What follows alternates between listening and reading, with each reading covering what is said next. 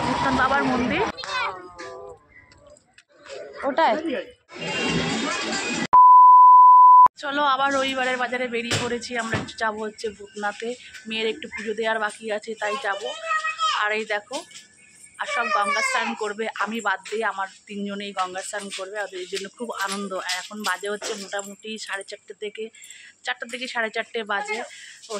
আমি 4:15, চলো যেতে যেতে মনে হয় 5টা বেজে যাবে। তো তখনই ভূতনাথ বাবাকে পুজো দিয়ে দেবো। চলো আমার সঙ্গে দিয়ে দেবো, চলো আমার সঙ্গে, চলো তোমরাও দেখে নেবে, বাবার দর্শন করে নেবে।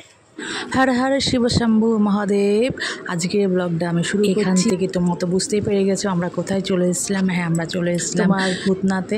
আমরা প্রত্যেক বছরের প্রায় এই সময়টাতে আসি, ঠিক আমার বড় মেয়ের জন্মদিনের আগে। আর দেখো আমি ভূতনাথে ঢুকে পড়েছি। এবার আমি পার্কিংয়ের জন্য জায়গা খুঁজছিলাম কোথায় রাখা যায়। আর এই দেখো আমার বাঁদিকে এই যেটা দেখলে মনটা শান্তি হয়ে যায়, সেটা হচ্ছে গঙ্গার পাড়। এদিকে দেখো বড় বড় বাস পড়েছে, কারণ হচ্ছে যে এখানে যেহেতু শ্রাবণ মাস, এখানে দোকানপাট তৈরি হবে, এই জন্য বাস দিয়ে দোকানপাটগুলো তৈরি করছে। আমার তো আবার মা গঙ্গাকে দেখেই শান্তি হয়ে গেল। তারপরে আমি পার্কিংয়ের জন্য আবার জায়গা খুঁজতে খুঁজতে এই জায়গাটাই পছন্দ হয়ে গেল। ফাঁকা ছিল, পছন্দ হলো বলতে, তাই জন্য সেই জায়গায় আমি পার্কিংয়ে গাড়িটা রেখে দিলাম আমাদেরও। তারপর আমি নেমে আস্তে আস্তে গঙ্গার দিকে রওনা দিলাম। আমাদের আগে আমার মেয়েরা হচ্ছে খুব এক্সাইটেড ছিল, কারণ তারা গঙ্গার স্নান করবে তো আগে বাড়ি থেকেই শুনে গেছে, তাই জন্য তারা তাড়াতাড়ি করে আমার আগেই নেমে যাচ্ছে। বাবা আর আমি পেছনে, আর আমার 2 মেয়েরা যাচ্ছে গঙ্গায় স্নান করার জন্য। চলো চলে এসছি।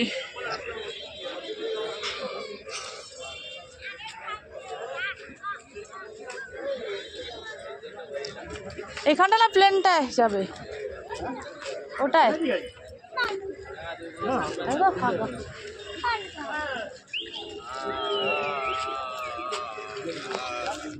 আর এই দেখুন কি করি প্যান্টটা দেখতে পাচ্ছ তো, বাবা বলে বাবা। আর এই যে এই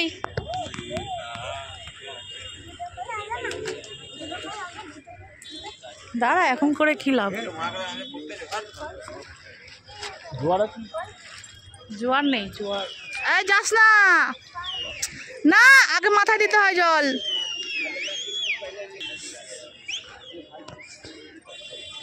না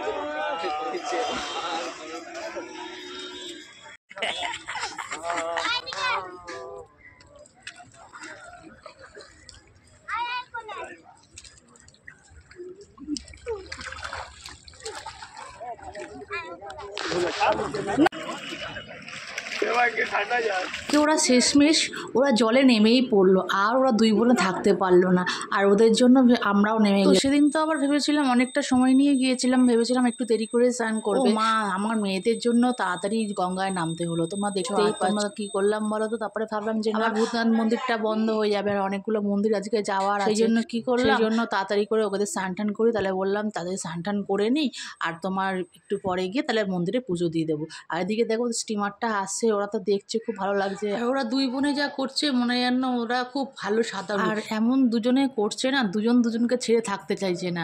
আমরা যত, ওর বাবা যত ওকে একজনকে নিয়ে নিচ্ছে, আমি ওকে ছাড়তে চাইছি না, তত ও দিদির কাছে গিয়ে একসঙ্গে স্নান করবে। আর আমার বড়োর থেকে তো ছোট মেয়েটা তো খুব বেশি মানে দুষ্টামিতে। আর তোমরা দেখো কি সুন্দর ওর পাশে বসে স্নান করে যাচ্ছে। আর আমি যখন বলছি চলো উঠে চলো, আরও স্নান করবে, ওরা উঠতেই চাইছে না, খুব মজা পেয়েছে। এই যে স্নান করা কমপ্লিট। যাই না, এদিকে তাকা। কোথায় যাবি? প্যাক হ্যাঁ আছে, প্যাক ওখানে আছে, তুই দেখেছিস? ওই পারে আছে। ওদের স্নান টান হয়ে গেল, এবার আমরা মন্দিরে যাবো পুজো দেওয়ার জন্য। সামনে যেহেতু শ্রাবণ মাস, এই যে দোকান লাগানো হচ্ছে দেখতে পাচ্ছ। আর শ্রাবণ মাসের জন্য পেছনে দেখতে পাচ্ছ বাসের ব্যারিকেডগুলো, এগুলো সব দেওয়া হয়েছে, এগুলো সারা বছর কিন্তু থাকে না। আর এই সামনেই হচ্ছে ভূতনাথ বাবার মন্দির। সামনের দিয়ে নেবে কি বুঝলে, একদম সামনের দিয়ে নেবে, মন্দিরের সামনের দোকানগুলো দিয়ে নেবে। আর এটা হচ্ছে বজরংবলী, এখানেও যাবো।